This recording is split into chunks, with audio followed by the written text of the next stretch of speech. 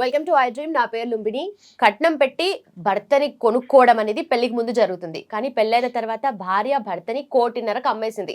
ఇంతకీ ఆ కొనుక్కున్న ఆవిడ పరిస్థితి ఏంటి, కొన్నావిడ పరిస్థితి ఏంటి, అతనికి అంత వాల్యూ ఏంటి, ఇంతకీ ఏం జరిగింది, డీటెయిల్స్ తెలుసుకుందాం. ఈరోజు మనతో పాటున్నారు ప్రముఖ motivational speaker and family counsellor Rajani Rama garu. Ma'am, thumbnails లో హెడ్లైన్స్ లో ఇలాంటి న్యూస్ విన్నప్పుడు 1,50,00,000 పెట్టి భర్తను అమ్మేసింది, అంటే కొనుక్కుంది. ఒక ఆవిడ కొన్నారు, ఒక ఆవిడ అమ్మారు ఆబ్వియస్లీ. సో ఏంటి ఇలాంటివి చూసినప్పుడు ఏమనిపిస్తుంది? కొత్త కొత్తగా ట్రెండ్ అనేది వస్తుంది కదా. అంటే ఇక్కడ మనం చెప్పుకోవడానికి ఇట్లా ఉంది, కానీ అసలు ఏం జరిగింది వెనకాల అనేది మనకు తెలియలేదు. ఏమైనా సరే ఒకప్పుడు మూవీస్ కూడా వచ్చాయి దీని మీద. ఆ భార్యకి బాగా డబ్బు పిచ్చి, అతను సాదా సీదా ఒక ఎంప్లాయ్ అన్నమాట. జగపతి బాబు, ఆమని, రోజా. అందులో ఏమవుతుంది, పిల్లల్ని చూసుకుంటూ భర్తను చూసుకుంటూ మామూలుగానే ఉంటుంది. కాకపోతే ఏంటంటే ఆశలు బాగా ఉంటాయి కొంతమంది ఆడవాళ్ళకి. ఎలా అంటే నేల విడిచి సాము చేయటం అంటారు కదా, ఆ పద్ధతిలో ఉంటుంటారు. అంటే మన స్థాయి ఏంటి, మన స్థితి ఏంటి, ఇవన్నీ ఆలోచించుకోకుండా అతిగా ఎక్కువగా కలలుగంటూ ఉంటారు. కోరికలే గుర్రాలైతే అని అంటారు కదా, అట్లా కోరికలు గుర్రాలయ్యి పరిగెడుతూ ఉంటాయి అన్నమాట ఆశల్లో, కలల్లో. అంతేగాని ఇలాంటి ఊహలు వస్తే కూడా మనం కట్ చేయాలి. మనకి మనం ఆటో సజెషన్స్ ఇచ్చుకోవాలి. ఎలా మనము మన స్థితి, ఏ స్థితిలో ఉన్నాం. నేను ఒక పెళ్ళైన స్త్రీని, నాకు ఒక 2 పిల్లలు ఉన్నారు, నా భర్త ఒక చిన్న ఎంప్లాయ్ సంపాదించుకొస్తున్నాడు, పిల్లల్ని మంచిగా పెట్టుకుంటున్నాం, చదివించుకుంటున్నాం, హ్యాపీ జీవితం. అంటే ఏ స్థాయికి తగ్గ వాళ్ళు ఆ స్థాయిలో సుఖాన్ని, అక్కడే డెవలప్మెంట్ని మెల్లమెల్లగా ఉన్న దాంట్లోనే పొదుపు చేసుకుని ఒక మెట్టు పైకి ఎక్కడానికి ప్రయత్నిస్తూ ఉంటారు. మధ్యలో ఈ పనికిమాలిన కలలు, ఆశలు కన్నారంటే అది సాకారం అవుతాయో లేదో చెప్పలేం. అవ్వాలి అని అంటే ఒక వ్యక్తి జీవితంలో ఎంత స్ట్రగుల్ అవ్వాలి, ఎంత కష్టపడాలి, అతనికి ఎన్నో టాలెంట్స్, స్కిల్స్ ఉండాలి. అప్పుడు కానీ అతను ఒక మెట్టు, అంటే అతను అనుకున్న కళల గోల్కి చేరుకోలేకపోతాడు. అది చాలా కష్టమైన విషయం. నీకు అన్ని కళలు, ఆశలు ఉన్నప్పుడు నువ్వు కష్టపడాలి నీ గోల్ రీచ్ అవ్వటానికి. అది కాకుండా కూర్చుని కమ్మని కళ్ళ కంటే ఏమవుతుంది, అక్కడ కొంప కొల్లేరవుతుంది. సో ఆ సినిమాలో అట్లానే అయ్యింది. ఎంత చెప్పినా వినిపించుకోలేదు, ఆవిడకేమో కోరికలు ఎక్కువ, చివరికి అమ్మేసింది. ఒక ఆవిడ ఇది గమనించి, అంటే ఏదో కథ ఏదో ఉంది, 2 పిల్లులు కొట్టుకుంటుంటే ఒక కోతి వచ్చి బన్నుని సగం సగం సగం సగం వేసి అంత తినేస్తుంది. గమనిస్తూ ఉంటుంది. అంటే మనం అనుకుంటాం మనల్ని ఎవరు గమనించట్లేదు అని, కానీ ఎవరికి ఏది కావాలో దానికోసం ప్రతివాడు వెతుకుతూనే ఉంటాడు. అవునా? వీళ్ళిద్దరిని గమనించిన ఒక అమ్మాయి అతని యొక్క మంచితనాన్ని, భార్య మీద అతనుకున్న ప్రేమని, ఇదంతా గమనించినప్పుడు అది నా సొంతం ఎందుకు కాకూడదు అని ఆమె కలలు ఆమెకు అన్నది. కానీ ఏం చేసింది, ఒక ట్రై చేద్దామని చెప్పి మెల్లగా వచ్చి అడుగుతుంది, నీకు డబ్బు కావాలి కదా, నేను ఇస్తాను, నీ భర్తను నాకు ఇస్తావు.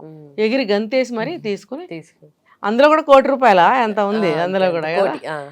అలా ఆవిడ దగ్గర డబ్బు ఉంది, అంత మంచి వ్యక్తిని తను పొందాలని అనుకుంది.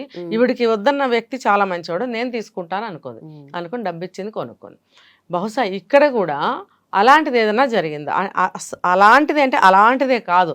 ఇప్పుడు ఒక అతనికి ముందుగానే పెళ్ళికి ముందే ఎవరితోనైనా ఎఫ్ఐఆర్ ఉందా, లవ్ ఎఫ్ఐఆర్, ఆ అమ్మాయి కూడా అతన్ని బాగా ప్రేమిస్తుందా, పెళ్ళి అయిన తర్వాత ఆ విషయం ఈవిడికి తెలిసిందా, అంటే సినిమాలో కథలాగా ఇక్కడ జరుగుతుందని మనం చెప్పలేం కదా.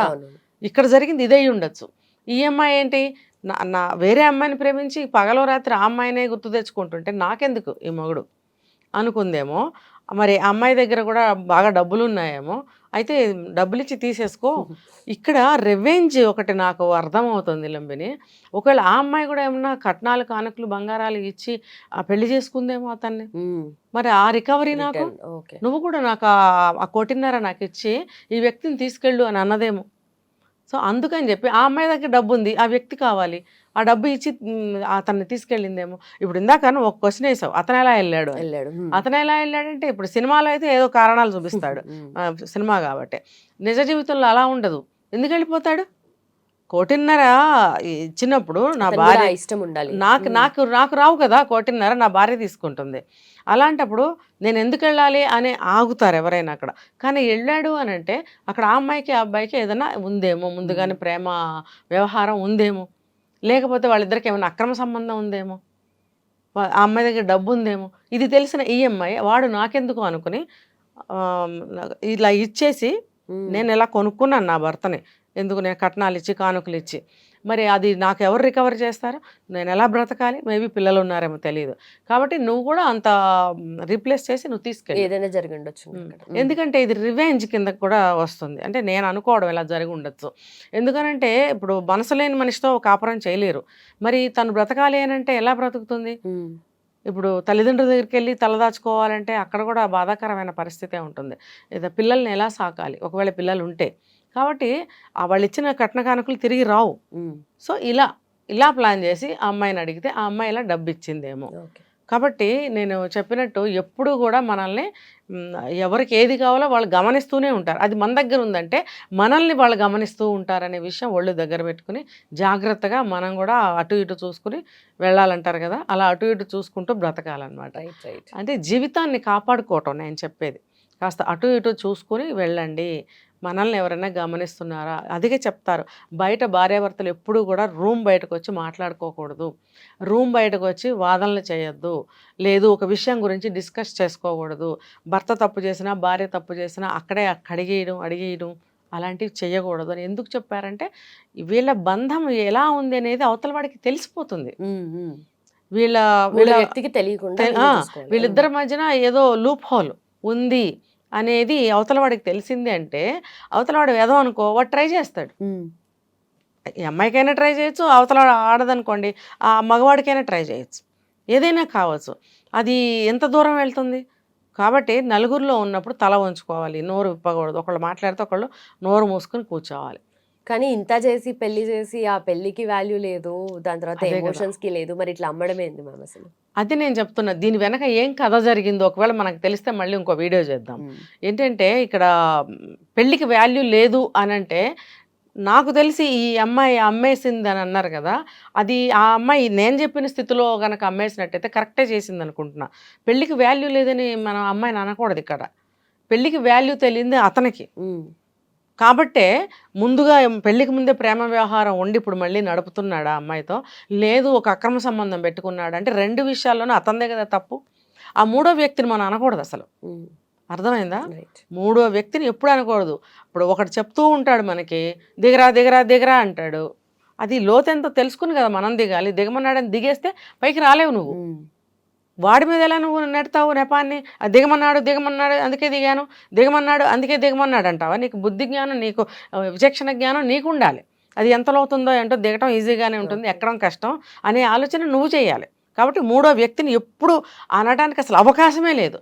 ఇక్కడ లూప్ హోల్ ఉంది కాబట్టి, ఇక్కడ వస్తువు దొరికే ఛాన్స్ ఉంది కాబట్టి నేను క్యాచ్ చేస్తే బాగుంటుంది, నాకు కూడా అవసరమే కదా అని అవతలవాడు ఎదురు చూస్తూ ఉంటాడు అనే స్పృహ మనకు ఉండి ఎక్కడా కూడా గది దాటి ఇల్లు దాటి బయటకు వచ్చాము అని అంటే మూడో వ్యక్తి దగ్గర మనం ఏమీ మాట్లాడకూడదు. పిచ్చి మాట అయినా ఎటువంటి మాట అయినా పెళ్ళాం మాట్లాడినా మొగుడు మాట్లాడినా రెండో వాళ్ళు మూసుకొని ఉంచోవాలి. ఇంటికి వచ్చిన తర్వాత కాసేపు తిట్టుకోండి, వాదించుకోండి, అది వేరే విషయం. నెక్స్ట్ టైం రిపీట్ కాకుండా ఉండేలాగా చూసుకోండి. అది మీ బంధాన్ని బట్టి ఉంటుంది. అది మీరిద్దరూ ఒకళ్ళ మాటకు ఒకళ్ళు విలువిచ్చేవాళ్ళు అయితే రెండోసారి అది రిపీట్ అవ్వదు. ఒకవేళ బంధానికి విలువిచ్చేవాళ్ళు కాకపోయినా సరే ఈ ఒక సంఘటనతో మీ భార్య బాధపడింది, ఇంటికి వచ్చి అడిగింది, లేదా మీ భర్త వచ్చి ఇంటికి వచ్చాక అడిగాడంటే మీరు అక్కడన్నా మీరు మారాల్సిన పరిస్థితి చాలా ఉంది. లేకపోతే ఇది ఇలాగే జరుగుతాయి. రైట్ మ్యామ్, నిజంగా అంటే పెళ్లిలో కూడా కొత్త కొత్త ట్రెండ్లు వస్తున్నాయి చాలా. ఎప్పటికప్పుడు ఉపాయంగా బ్రతకటమే. ఇవే ఏ శాస్త్రాలను రాసి పెట్టలేదు. గతంలో పూర్వకాలంలో ఇవన్నీ జరగలేదు. చూసి నేర్చుకోవడానికి రోజుకోటి కొత్త కొత్త సమస్యలు వస్తూనే ఉంటాయి. నిజంగా ఇలాంటి కేసెస్ వింటే క్రైమ్ అనేది ఏ సైడ్ నుండి వస్తుందో మనం అంచనా వేయలేమన్నట్టుగా అనిపోతుంది. పెళ్లిళ్ళ సీజన్ దగ్గర పడుతుంది, క్రైమ్ రేటు కూడా పెరుగుతుంది దాంతో పాటు అనాలి. అయితే ఎంగేజ్మెంట్ తర్వాత తక్కువ టైంలో వీళ్ళు దగ్గర అవ్వడం, ఆ తర్వాత మీరు డబ్బులు ఇస్తేనే కానీ నేను తాళి కట్టను అనే స్టేజ్కి వెళ్ళిపోతున్నారు అనమాట చాలామంది. సో దీన్ని అమ్మాయిలు ఎలా తీసుకోవాలి, వాళ్ళ ఫ్యామిలీ మెంబర్స్ ఎలా అసలు రిసీవ్ చేసుకోవాలంటే? అంటే దీన్ని ఎమోషనల్ బ్లాక్మెయిల్ అని కూడా అనొచ్చు. అంటే పెళ్ళి కావాల్సిన ఒక అమ్మాయి పెళ్లి చూపులు అయిన తర్వాత ఒకళ్ళు ఇష్టపడిన తర్వాత, ఒకరికొకరు ఇష్టపడిన తర్వాత ఆ మనసు ఎంత ప్రఫుల్లంగా ఎంత సంతోషంగా ఉంటుందనేది ఒక ఆడపిల్లే చెప్పగలుగుతుంది. అది మిగతా వాళ్ళకి అర్థం కాదు. అంటే ఆ స్థితిలో ఉన్న ఆడపిల్లకే అర్థమవుతుంది. అంటే కోటి కళలతోటి నెక్స్ట్ మన పెళ్లి జరుగుతుంది. ఒక అంటే ఇద్దరి మధ్యన ఒక ఒప్పందం జరిగాక అటు వాళ్ళు ఇటు వాళ్ళు ఓకే చేసుకున్న తర్వాత జరిగేది అనమాట ఇది. ఎంతో సంతోషంగా పెళ్లి కోసం ఎదురు చూస్తూ ఉండే సమయంలో ఇప్పుడు ఈ మధ్య ఏం చేస్తున్నారంటే పెళ్లి చూపులు, తర్వాత ఎంగేజ్మెంట్. పెళ్లి చూపులకి ఎంగేజ్మెంట్కి మధ్యలో కొంత స్నేహం. ఇంకా అమ్మాయి తల్లిదండ్రులు కానీ అబ్బాయి తల్లిదండ్రులు కానీ ఏవో కొన్ని మాటలు మాట్లాడుకోవటం. అంటే ఏంటి, ఎంగేజ్మెంట్ ఎలా చేద్దాము, మీరేం పెడతారు మేమేం పెడతాము అనే మాటలు వాళ్ళు మాట్లాడుకుంటుంటే పెద్దవాళ్ళు అంత దూరం వచ్చేసారు కదా అని చెప్పి ఈ పిల్లలు కూడా మెల్లగా డయల్ చేయడము, నెంబరు మాట్లాడటము మెల్లగా స్టార్ట్ అవుతుంది. సరే, ఆ మాట్లాడుకునే క్రమంలో ఏమవుతుందంటే ఒకరి అభిప్రాయాలు ఒకళ్ళు తెలుసుకుని, ఒకళ్ళ మనసు, ఒకళ్ళ అభిరుచులు ఇలాంటివన్నీ తెలుసుకుంటే ఓకే మంచిది. వీళ్ళేం చేస్తున్నారు, మంచి మూవీ వచ్చింది వెళ్దామా అంటే ఒక చనువు కోసం మూవీకి వెళ్దామా, లేకపోతే కాఫీకి వెళ్దామా, ఊరికే అలా స్పెండ్ చేద్దామా అంటే ఇది కూడా కొంతవరకు పర్వాలేదు. ఏంటంటే ఒక ఒక బెరుకుతనం పోతుంది ఇద్దరి మధ్యలో, హెసిటేషన్ అనేది అది పోతుంది వాళ్ళకి మధ్యలో అనేది ఓకే అనుకుందాం. ఊరికే నేను ఎగ్జాంపుల్ చెప్తాను. మళ్ళీ ఈ ఎంగేజ్మెంట్ నుంచి పెళ్లి వరకు కొన్ని నెలలు టైం తీసుకుంటున్నారు. కొన్ని నెలలు, అది 3 నెలల, 2 నెలల, 6 నెలల, 1 ఇయర్, ముహూర్తాలు లేకపోతే ఇంకా లేట్ ఏమో వాట్ ఎవర్ ఇట్, ఆ రీజన్ ఏదైనా కావచ్చు. అంత గ్యాప్ తీసుకుంటున్నప్పుడు ఇక్కడ స్నేహము పరిచయం పెరిగిన తర్వాత అది కంటిన్యూ అవుతుంది. ఎట్లా కంటిన్యూ అవుతుంది, ఆ పెళ్ళి ఫిక్స్ అయిపోయింది, పెళ్ళేమో దూరం వెళ్తుంది, మరి ఎట్లయినా పెళ్లి చేసేసుకుంటాము, మరి మనము కొంచెం కలిసి తిరిగితే తప్పేముంది అన్నట్లుగా వీళ్ళు మొదలు పెడతారు. తిరగడం మొదలుపెట్టిన తర్వాత అబ్బాయి ఏదో గిఫ్ట్లు కొనివ్వడము, తిని కూడా ఏదన్నా ఇవ్వడము, హ్యాపీగా మూవీకి వెళ్ళడము, ఇట్లా మాట్లాడుకుంటూ వన్ ఫైన్ డే ఏం చేస్తారు, ఇద్దరు కూడా బాగా క్లోజ్ అయిపోతారు. క్లోజ్ అయితే ఏమవుతుంది, ఒకసారి ఫస్ట్ టైం ఎవరికైనా కొంచెము మొహమాటము, భయము, సమాజం ఏముంటుంది, తల్లిదండ్రులు ఏమనుకుంటారు, లేకపోతే ఏదైనా జరిగితే ఏంటి తర్వాత అనే భయం ఉంటుంది. ఒకసారి జరిగిన తర్వాత ఎన్నిసార్లు జరిగినా ఇంకా అది ఒకటే, అది అలవాటుగా మారిందే అనుకుందాం. అంటే ఈ పెళ్ళయ్యే వరకు ఇలా కలుసుకోవడము, ఇలా ఇది ఒక క్రమంగా అలవాటు అయింది అనుకుందాం. పెళ్ళి దూరంగా ఉంది ఇంకా. ఈ లోపల ఏమవుతుంది, మెల్లగా ఆలోచనలు మొదలవుతాయి. వీళ్ళేంటి, తల్లిదండ్రులు కూడా ఆలోచిస్తారు, వీళ్ళేంటి బాగా తిరుగుతున్నారు, ఎంత దూరం వెళ్ళారో ఏమంటో వీళ్ళు, అది ఇదని అనుకుంటారు. కొంతమంది తల్లిదండ్రులు ఏమనుకుంటారంటే ఎలా అయినా వీళ్ళు ఇలా కమిట్ అయిపోయారు కదా, మనం కొంచెం డిమాండ్ చేద్దాం. ఇంకా మనకి సంబంధం మనం చేసుకోవలేదనుకో, ఆ అమ్మాయిని ఎవరు చేసుకుంటారు తర్వాత? ఒకవేళ కర్మగాలి అమ్మాయికి ఏదన్నా ప్రెగ్నెన్సీ వచ్చి అబార్షన్ కూడా అయ్యింది అనుకుందాము. ఇలాంటి సంఘటనలు అక్కడ జరుగుతూనే ఉన్నాయి. ఇందాక నువ్వు అన్నావు అసలు ఎటు నుంచి ఏ క్రైమ్ జరుగుతుందో తెలియటలేదు అని.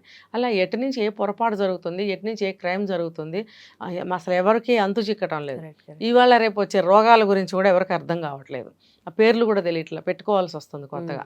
మరి అలా ఉన్నప్పుడు వీళ్ళు అడ్వాంటేజ్ తీసుకుని ఇంకా వీళ్ళు ఎక్కడికి పోలేరు. ఇప్పుడు ఆడపిల్ల తల్లిదండ్రులు కూడా ఇంత దూరం వచ్చేసారు, వీళ్ళు అమ్మో అనుకుని వాళ్ళు భయపడతారు. అదే కదా, ఈ లోపల ఏం చేస్తారు అంటే న్యాచురల్గా అది స్టెప్ అలా వస్తారనమాట. ఇది అయిన తర్వాత మరి ఏంటంటే పిల్లలు దగ్గర అయిపోతున్నారు, పెళ్లి చూస్తే దూరం అయిపోయింది, ఇలా ఏదో పరామర్శలు మాట్లాడుకుంటూ మరి మీరు అప్పుడు అదేదో అన్నారు కదా, దాని గురించి ఏం ఆలోచించారు? ఊరికినే ఎంగేజ్మెంట్కి ముందో పెళ్లి చూపులప్పుడో ఏదో అనుకుంటారు. వాళ్ళు ఏదైనా డిమాండ్ చేశారనుకో, చూద్దాంలేండి అని వీళ్ళు అన్నారనుకో, ఆ చూద్దాంలేండి అనేది ఇప్పుడు వాడతారు. అదేంటి, బ్లాక్మెయిల్. చూద్దాంలే అంటే ఏంటి, సరైన జ్ఞానం ఉన్న మనిషి పాపం వాళ్ళు ఇవ్వలేరు అనుకో నోరు మూసుకుంటాం. గుర్తు చేశారంటే అర్థం ఏంటి, మాకు ఎట్టి పరిస్థితుల్లో కావాల్సిందే. బ్లాక్మెయిల్. ఇప్పుడు మీ అమ్మాయి ఇంత దూరం వచ్చేసింది, మా అబ్బాయికి పోయింది ఏమీ లేదు అని ఇన్నర్ మీనింగ్ అనమాట, ఇండైరెక్ట్గా. అప్పుడు ఆ మీనింగ్ వీళ్ళకే అర్థమవుతుంది. అర్థమై ఇంకా ఏం చేయలేక చూద్దాంలే అన్నదాన్ని మళ్ళీ ఓకే చేసి మళ్ళీ కన్ఫర్మ్ చేసి ఇలా జరుగుతాయన్నమాట. అది డైరెక్ట్గా పచ్చిగా అడగకుండా ఇలా స్టెప్ వైజ్గా వస్తారు. అలా ఇప్పుడు ఈ కేసులు చాలా ఎక్కువ అవుతున్నాయని చెప్పి హైదరాబాద్లో ఇప్పుడు మనకి న్యూస్. దీనికి నేను చెప్పేది ఏంటంటే, అమ్మాయిలు అయినా సరే, అమ్మాయి తల్లిదండ్రులైనా సరే, అబ్బాయి తల్లిదండ్రులైనా సరే, అబ్బాయి అయినా ఎవరైనా కానీ సరే. అదే కదా, ఎందుకు ప్రతిసారి అమ్మాయి పేరెంట్సే ఉండాలి, ఎందుకు అబ్బాయిలు లేదు లేదు, నేను అలా చెప్పను. ఇప్పుడు ఒకసారి ఎక్కడికి వెళ్తున్నాడో అబ్బాయి తెలియదు, తర్వాత మెల్లగా తెలిసినప్పుడు కంట్రోల్ చేయాల్సిన బాధ్యత తల్లిదండ్రులది. లేదు అబ్బాయి తిరిగిన తర్వాతే, వాళ్ళకి తెలిసిన తర్వాతే కంట్రోల్ చేయాలా? కాదు, ముందు నుంచే వాళ్ళు ఆ అబ్బాయికి చెప్పాలి. ఒకవేళ నువ్వు పొరపాటున అమ్మాయిని కలుస్తావేమో, అన్నెసరీగా నువ్వు కలవద్దు. ఎందుకు అని అంటే, ఏదో 1-2 నెలలు పెళ్లి దగ్గరకు వచ్చిందంటే ఓకే. ఇక 8 నెలలు 9 నెలలు సంవత్సరం గ్యాప్ వచ్చినప్పుడు మీరు వెళ్ళకూడదు. ఒక్కొక్క సందర్భంలో పెళ్లి క్యాన్సిల్ చేసుకునే సందర్భాలు కూడా వస్తాయి. ఇంత గ్యాప్ వచ్చినప్పుడు అక్కడ రీజన్ ఏదైనా కానీ ఏదైనా కుదరకపోతే వాళ్ళు డ్రాప్ అయ్యే ఛాన్సెస్ కూడా, అవకాశం కూడా ఉంటుంది. మరి అలాంటప్పుడు మీరిద్దరు కలిసి తిరిగేస్తే అది మనకి చెడ్డ పేరు, ఆడపిల్ల గల వాళ్ళు వాళ్ళకి చెడ్డ పేరు వస్తుంది. తర్వాత ఆ అమ్మాయికి కానీ నీకు కానీ మానసికంగా మీరు బాధపడతారు. కాబట్టి నువ్వు పొరపాటున అమ్మాయితో ఎక్కువగా మాట్లాడుతున్నావా, లేకపోతే కలుస్తున్నావా, ఆపేసేయి కాదు, వెళ్ళకు. ఫస్ట్ స్టెప్లో చెప్పాల్సింది. తర్వాత కొంచెం అనుమానం వచ్చింది అనుకోండి, అప్పుడు ఈ మాట చెప్పాలి. మీరు కానీ వెళ్తున్నారా, ఆపేయండి. ఇటు అమ్మాయి తల్లిదండ్రులు చెప్పాలి, అబ్బాయి తల్లిదండ్రులు చెప్పాలి. అంతేగాని ఇది అడ్వాంటేజ్గా తీసుకుని ఎమోషనల్ బ్లాక్మెయిల్ చేసి అది ఇస్తారా, ఇది ఇస్తారా, లేకపోతే అది ఇవ్వండి, ఇది ఇవ్వండి, లేకపోతే సంవత్సరం గ్యాప్ ఉంది కదా, ఈ లోపల బోల్డ్ సంబంధాలు వచ్చినాయి మా అబ్బాయికి, అది మాకేమో అర్థం కావట్లేదు ఏం చేయాలో, వాళ్ళు అది ఇస్తానంటున్నారు, ఇది ఇస్తామంటున్నారు అని అంటే అది ఎమోషనల్ బ్లాక్మెయిల్. దారుణం, ఇలాంటి వాళ్ళని చాలా దారుణం. కాబట్టి ఆ పెళ్లి కొడుకైనా పెళ్లి కూతురైనా, వాళ్ళ పేరెంట్స్ అయినా వీళ్ళ పేరెంట్స్ అయినా, నేను చెప్పేది ఏంటంటే, ఇలాంటి ఇంతంత గ్యాప్స్ వచ్చినప్పుడు మీరు అతి జాగ్రత్తగా ఉండండి. అంత గ్యాప్ వచ్చినప్పుడు మీరు అసలు ఆ మ్యాచ్ని మీరు ఓకే చేసుకోవటమే అనవసరం కదా. ఈ లోపల బిడ్డ కూడా పుడతాడు పెళ్లి చేస్తే, అంత గ్యాప్ మీరు ఉంచుకోవాల్సిన అవసరం ఏముంది?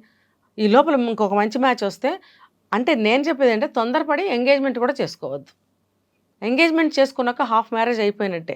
ఇవాళ రేపు ఒక స్ట్రా వేసుకుని తాగడాలు, డ్రింకులు, స్వీట్లు తినిపించుకోవడము, రకరకాలు ఇంకా జరుగుతున్నప్పుడు అదంతా చేయకూడదు. కాబట్టి మీరు ఎంగేజ్మెంట్ని చేసుకోకండి. ముందుగానే చేసుకోకుండా ఉంటే మీరు ఆ స్టెప్ దగ్గరే ఆగుతారు. ఎక్కువ గ్యాప్ వస్తే పెళ్ళికి ఇంకో సంబంధాలు, ఆవిడ అంది కదా ఇందాక, 4 సంబంధాలు వస్తున్నాయి మాకు, అది ఇస్తామంటున్నారు, ఇది ఇస్తామంటున్నారు, ఏం చేయాలో అర్థం కావట్లేదు అనే డైలమా అమ్మాయి వాళ్ళకి కూడా వస్తుంది. అరే ఇన్ని సంబంధాలు వచ్చాయి, ఇంకా బెటర్గా ఉంది అని వీళ్ళు అనుకోవచ్చు. సో అందుకని తొందరపడి మీరు ఎంగేజ్మెంట్ చేసుకోకండి. ఎంగేజ్మెంట్కి ముహూర్తాలకి ఒక 2 నెలల కంటే ఎక్కువ అనవసరం. మహా అయితే 3 నెలలు గ్యాప్ అయితే కనుక మీరు ఎంగేజ్మెంట్ చేసుకుని నెక్స్ట్ వెంటనే పెళ్లికి ఏర్పాట్లు చేసుకోండి. లేదు అని అంటే ఇలాంటి పర్యవసానాలకి దారితీస్తుంది. దీనివల్ల 2 ఫ్యామిలీస్కి చెడ్డ, తర్వాత అమ్మాయికి అబ్బాయికి మానసికంగా వేద, తర్వాత వాళ్ళ లైఫ్కి కూడా ఇది ఒక మచ్చలాగా తయారవుతుంది. లేదు ఇంత దూరం వచ్చాక వీళ్ళు అప్పుడు డ్రాప్ అయిపోయారు అనుకో, అప్పుడు మళ్ళీ సంబంధాలు దొరకడం ఇంకా కష్టం అవుతుంది. కాబట్టి ఇది ఇంకా డీప్గా చెప్పాలంటే చాలా ఉంటుంది. ఎవరైనా ఇలాంటి డ్యామేజ్ అయితే అవుతుంది. ఎవరైనా ఇలాంటి డ్యామేజ్కి గురైతే కనుక సజ్జనార్ గారు మనకి ఒక షీ టీమ్ని ఫాలో అవ్వండి అని కూడా చెప్తున్నారు. సో 100కు దీనికి డైల్ చేయమని చెప్తున్నారు. లేదు షీ టీమ్ అని కొడితే మనకి నెంబర్స్ అన్నీ దొరికిపోతాయి. సో అవేర్నెస్గా ఉండటానికి ఇది ఒక మంచి అవకాశం. ఇది తెలుసుకోవాలి అందరూ కూడా. ఇది చెప్పడానికి నాకు అవకాశం ఇచ్చినందుకు నేను కూడా చాలా సంతోషపడుతున్నాను. ఇది అప్డేట్ అనుకోవచ్చు, ప్రస్తుతం ఉన్న సమస్యల్లో ఇది అప్డేట్ అనుకోవచ్చు. ఇప్పుడు నెక్స్ట్ ఎవరైతే పెళ్లికి రెడీగా ఉంటారో నిజంగానే అవతల కూడా అంచనా వేసేంత స్థితిలో ఉంటేనే బెటర్. ఉండాలి అందరూ అవేర్గా ఉండాలి, అవేర్నెస్గా ఉండాలి. చాలా ఒళ్ళు దగ్గర పెట్టుకుని అంటారు కదా, ఒళ్ళు దగ్గర పెట్టుకుని ఉంటే మనకి అన్నీ బాగుంటాయి. Right ma'am, thank you so much. And for more videos, please subscribe to iDream. Please subscribe to iDream. Please subscribe iDream. And please subscribe to iDream. For more videos, subscribe to iDream. please like, share and subscribe to the channel. Congratulations, iDream. Subscribe to iDream. Subscribe to iDream. So subscribe to iDream Media. iDream ki iDream team andarki huge congratulations. Please subscribe iDream Media. Please subscribe to iDream. Subscribe iDream. Please subscribe to iDream. iDream అంటే నా కళల ఛానల్ను subscribe చేసుకున్న నోరు తిరుగుతలేదు, మీరైతే గంట గుర్తు కొట్టండి. For more such videos, please subscribe to iDream. Subscribe to iDream. Please subscribe to iDream. Please subscribe iDream Media. Please do subscribe to iDream. Please subscribe to iDream Media. For best entertainment and information, please subscribe iDream. And don't forget to subscribe to iDream.